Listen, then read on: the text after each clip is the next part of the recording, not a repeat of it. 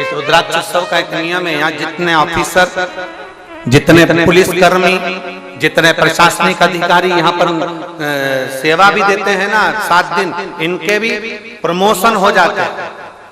अगले साल दूसरे आ जाते हैं, प्रमोशन होकर दूसरे पद पर, उच्च पद पर पहुंच जाते हैं। यहाँ का नियम ही है कुंवर भंडारी। यहाँ इस भूमि की नियमता यही है कि यहाँ एक साधारण व्यक्ति भी आया है, सेवा दी है, उसको फल उसका मिला। और बिल्कुल निष्कपट भाव से करो, दिल से करो, आनंद से करो, भाव से करो उसको।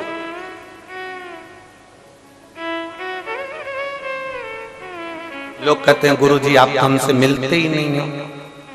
हम क्या मिले? मिलना तो उससे चाहिए जिसके घर आए हो, वो मिलेगा ना, सब कुछ दे देगा। उससे मिलो, उससे मिलोगे तो बहुत कुछ प्राप्त हो सकता है, बहुत कुछ। देवराज शिव को पुकार ना, उसने ब्राह्मण कुल में जन्म लेने के बाद भी कोई कर्म नहीं करा।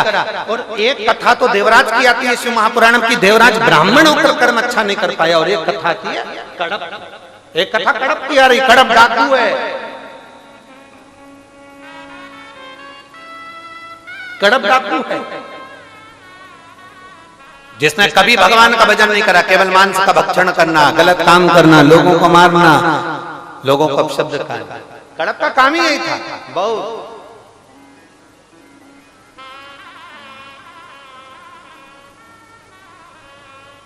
और भंडारी है। एक क्षण का कड़प ने सुन लिया था कि शंकर को लोटा भर के जल चढ़ाने का फल मिलता है। और हमने पहले भी कथा में कहा, कोई लेट बनता है, कोई जल्दी बनता है, पर शंकर को जल चढ़ाने वाला एक दिन से जरूर बनता है।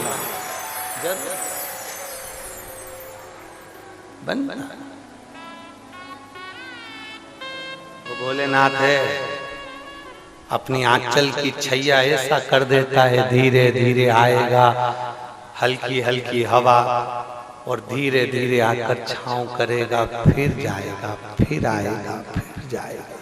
तो मैं ऐसा महसूस कराएगा कि मैं हूँ, कहीं दूर नहीं, तेरे नजदीक में, तेरे पास में।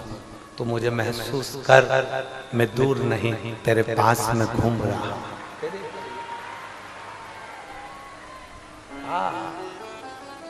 दूर नहीं, तेरे करीब में, तेरे नजदीक, बहुत पास। कड़प तो लग गया, जल चढ़ाना है। दुनिया के लोग अगर एक लोटे जल का महत्व जान जाते हैं ना, तो कहीं ढोंग और प्रपंच में नहीं पड़ते। एक लोटे जल को पहचान जाते हैं तो ढोंग प्रपंच में नहीं पड़ते, अंधविश्वास में नहीं पड़ते। व्यक्ति अंधविश्वास में कब पड़ता है? जब वो शिव के एक लोटे जल के महत्व को नहीं जानता। जिसने एक लोटे जल के महत्व को जान लिया, वो अंधविश्वास में कभी नहीं पड़ेगा। उसको मालूम है सारी समस्या का हल एक लोटा जल। बोल बम का नारा है, बाबा है जो एक